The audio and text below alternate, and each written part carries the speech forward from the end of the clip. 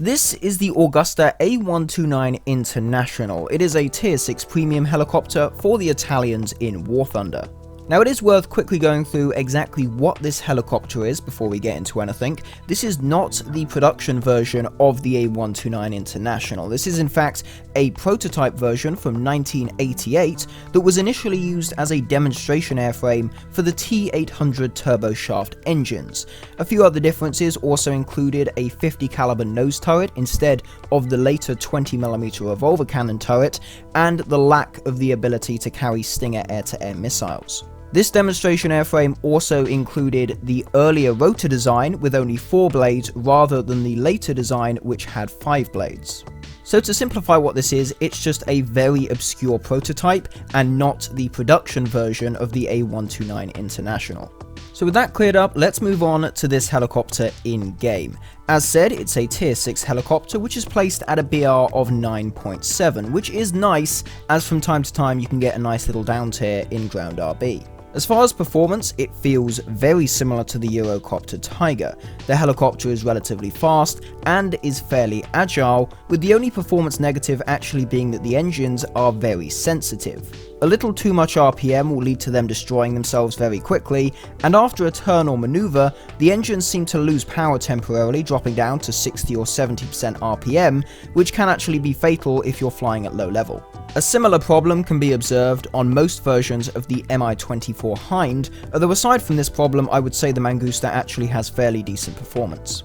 As far as weapons, the A-129 does not really bring anything new to the table. Firstly, there are 2 types of FN M3P 50 cal machine gun pods, which we have already seen on German helicopters such as the Bo 105. We can also see the Hydra 70 M247 unguided rockets. This is the same rocket as the Mighty Mouse, which are a mainstay of basically majority of the helicopters in the game. Although most importantly, the A-129 has access to 2 types of guided weaponry. Firstly, the BGM-71 TOW-2. This is a fairly common ATGM which is also featured on the likes of the AH-1 Viper and the Westland Lynx variants. The missile has 900mm of pen from a firing range of 2.33 miles with a maximum velocity of 329 meters per second, but that is not a missile that I will be looking at today.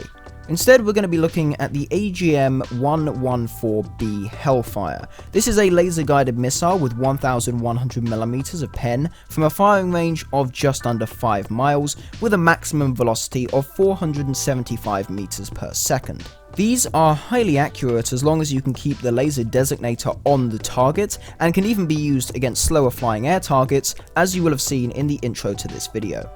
Moving on to additional systems, the Mangusta does have both standard night vision and a thermal sight, allowing it to stay fairly capable during night games and see enemy units clearly from very long range. The A-129 also features a radar warning receiver, but then lacks a missile approach warning system. As far as countermeasures, the A-129 only has an IRCM unit, no flares or exhaust suppression, so the IRCM unit can stop majority of infrared guided missiles, but it's not exactly a consistent countermeasure. It won't work every single time, so you should expect to die at least a few times to air-to-air missiles. The camouflage options for the Mangusta are rather plain. A single in-game camo is available, but throughout this video I will be using a user-made camouflage based on a Mangusta from the game Battlefield 2. The creator of this skin will be making some more historically accurate A-129 skins in the near future, so feel free to go and check out his profile. It will be linked in the description. As far as game modes, I will be briefly looking at arcade tank assault and helicopter battles, and then taking a slightly longer look at ground RB. Of course, ground simulator battles is also an available game mode, but I will not be playing that in today's video. So the first game mode to take a look at will be arcade tank assault. The A-129 is certainly usable in this game mode. Personally, I take 8 Hellfires and 38 of the Hydra 70s. The one downside of this mode is that you can't really fight the enemy aircraft that spawn in with each wave, so you will have to rely on either a friendly helicopter who has air-to-air missiles, or a friendly SPAA vehicle, but everything else in this mode is relatively easy to deal with. Firstly, the bot anti-aircraft vehicles seem a bit scary at first, but really all you need to do is maintain a fair amount of distance between you and them, lock onto them, fire a Hellfire, and really just move side to side, and you'll be able to dodge their shots relatively easily, and that's really just how you deal with them. Other enemy vehicles, you got the Hellfires and the rockets. When you have the Hellfires loaded, maintain a bit of range, use your Hellfires, get a few kills, and while the Hellfires are reloading, go in closer, use the rockets, and then obviously when the Hellfires reload, get some range again, use the Hellfires, and just really repeat that for the entire game, and you should be able to rack up a decent amount of kills. Not much to say for this game mode, but as always I will say it is actually a fairly decent mode if you either want to grind early modifications on a helicopter you've recently researched, or if you just want to get some practice with weapon systems that you don't have much experience with. Go into this game mode, you're against bots, you can just really practice, have some fun, earn a bit of SL, and it's a fairly good mode for doing that, so I would definitely advise people, come and give this mode a little go. Moving on now to helicopter battles. Firstly, you want to try and play on either Vietnam or Afghanistan. These are the more hilly maps in this game mode and will give you much more hard cover to hide behind as you attempt to push enemy helicopters. Of course, lacking air-to-air missiles might make you want to use the tows for killing enemy helis, and usually I would advise using these kind of ATGMs for this. But, as it turns out, the Hellfires can actually be quite effective heli killers. You just need to know when to fire at the opportune moment, and you should really get a kill with the Hellfires relatively easily. For example, if an enemy heli is coming directly towards you, firing at any point should result in a kill. That is relatively easy for the Hellfire to track and hit. The same can be said for if an enemy helicopter is flying slowly. If they're flying slowly, generally speaking, the Hellfire will lead that target quite easily and get a direct hit. The only time where it's not exactly a high chance of getting the kill is if an enemy helicopter is flying fast and they're not coming directly towards you. They're going, say, across your screen. If that's the case, then you want to try and wait until you're within about 2 miles to have a good chance of getting a hit. If the Hellfire can be going on and it's still burning its rocket motor, it's got a lot better control, and it's likely it's going to be able to track that target much better and hit it despite that target's high speed. Ground pounding in this mode is, as always, a viable playstyle for grinding SL and RP, but personally I just focused on engaging enemy helicopters with the Hellfires, as I found that to be not only much more fun, but also the best way to make RP and SL. So moving in now to Ground RB, we have 2 games to show, and I will of course be talking about other things during these games. First game is a down tier. This is a 9.7 max game. One of the positives of the 9.7 BR is you can get down tiers, and you won't see any surface-to-air missiles in these down tiers, which is very nice to deal with. You don't have to fight these surface-to-air missiles, makes life a lot easier. First kill, we're going in on an XM1C, the Chrysler version of the XM1. You know, takes 2 ATGMs, but I do take him out relatively easily. I am, of course, on Stalingrad, and a few enemy tanks have decided to go down onto the ice and try and flank around my team. So he's dead. A little Bradley pops out, he fires an ATGM at me, then starts firing his autocannon at me. Luckily though, I have a considerable amount of range, which means I can very easily just move side to side, dodge most of the shots he's firing at me, while my Hellfire is tracking towards him, and very quickly takes him out. I believe it hull breaks him, as it would, of course. It's a fairly powerful weapon. Even if it doesn't hull break, I would suspect that the explosive mass of the missile would just knock out the entire crew, but nonetheless, he is dead and is no longer a problem. I then circle back. There's no one else on the ice, so I guess the next step is to just move directly towards the actual battlefield itself. The one good thing about these down tiers, though, is the only SPAA you will face will be just gun SPAA, and if you keep a little bit of range, you can dodge their shots quite easily. It makes you a lot more confident. You can just push in towards the map, get some nice kills. There was another enemy tank taken out, and unfortunately it was the guy who was in the XM1, so I have now killed him twice in a row. Another enemy tank off the back of the map. I presume he's either sniping or just camping for some reason. Aim up, first hit goes in, looks to be an AMX-30 Super.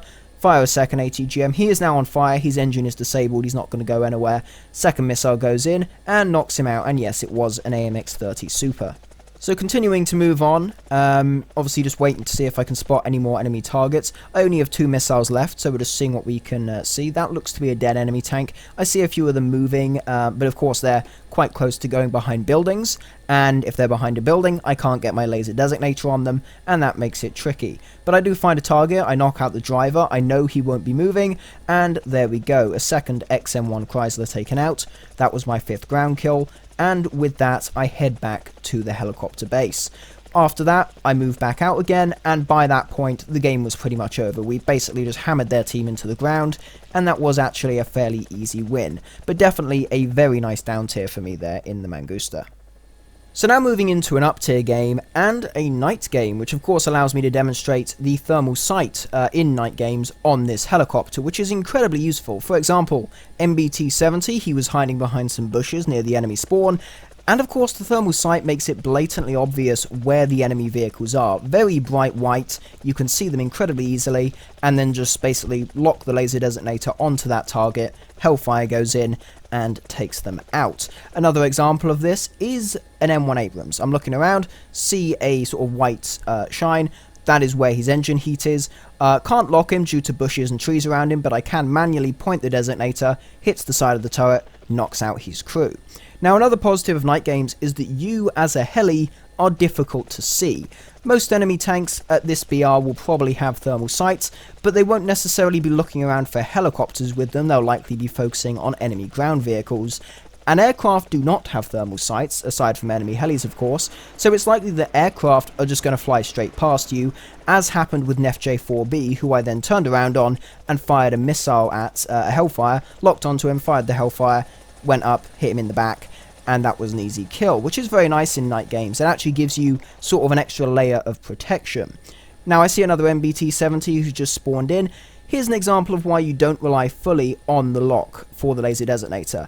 As he drives behind various trees and bushes, it sort of jolts, and that can actually knock the missile off course, and it can actually just completely make the missile just go in the other direction. Luckily he stops, I'm able to hit the turret, knock out actually the track and his commander. I know that he's not going to move, and he's just sitting there waiting to be killed by my next missile. I then get a ping on my radar warning receiver, and it's an ADATS, something to be expected if you are facing top tier America. Get a Hellfire off, and I can take him out before he shoots a missile at me. One big benefit, of course, of having the radar warning receiver is as soon as an enemy SPAA spawns, you will know that they are there, and then you can take the appropriate action to deal with them before they can kill you. At this point though, they've got all the bases, and they are spawn camping, so I fire off my last missile, get a 5th kill, and then I head back to the helipad. By the time I get back in the air, the game is essentially over. They've captured all the points, I didn't die, but we lost the game, and that was yet another 5-kill game in the Mangusta. Generally though, that was a fairly decent game, and I would say it did demonstrate quite well how night battles can actually provide an extra layer of protection for your helicopter, and of course the thermal sight can give you quite the advantage. Ground RB as a whole though, I have actually really enjoyed it with this helicopter. I do own this helicopter, I didn't have it on test drive, and I will of course be playing it more in this game mode, alongside Italian tanks. I now have the automatic, of which is 9.7, just like this, so I will be using them in a lineup together. Aircraft are the main threat against your heli, as you don't have air-to-air missiles. If an aircraft is flying relatively slow, generally speaking, you can maybe shoot at them with the Hellfire, and there's a fair chance that it will take them down. If on the other hand though, it's a supersonic jet like an F4 Phantom, Mitsubishi T2, if they're going at relatively high speed, you essentially have no chance. They're going to do some gun runs, they may fire a missile at you, and they will probably kill you. SPAA are in no way as big of a threat as they used to be, mainly thanks to the radar warning receiver system. It literally says as soon as an SPAA spawns, yo, there's an SPAA, he's over there, go shoot at him, and if you're a fairly intelligent player, you will see that SPAA and deal with him as soon as possible to make sure that they can't take you down first. The helicopter as a whole though, on paper, is a meh helicopter. It's not the best. The lack of AAMs does lower its capability compared to the other tier 6 premium helicopters. But in practice, it's actually a very fun helicopter, mostly in thanks to the Hellfires. Really playing this has just made me quite excited for the upcoming Italian helicopter line, which will include variants of this helicopter that also have the capability to mount the Stinger air-to-air missile. So certainly Italian helis are something I will welcome with open arms, and this helicopter is something I have very much enjoyed. As always, if you have any questions about this helicopter or any other War Thunder helicopter related questions, do drop them down in the comments and I'll do my best to give a reasonable answer. If you did enjoy the video, please consider dropping a like, maybe even subscribe to the channel if you want to see more videos like this. Thank you very much for watching, and I will see you in the next one.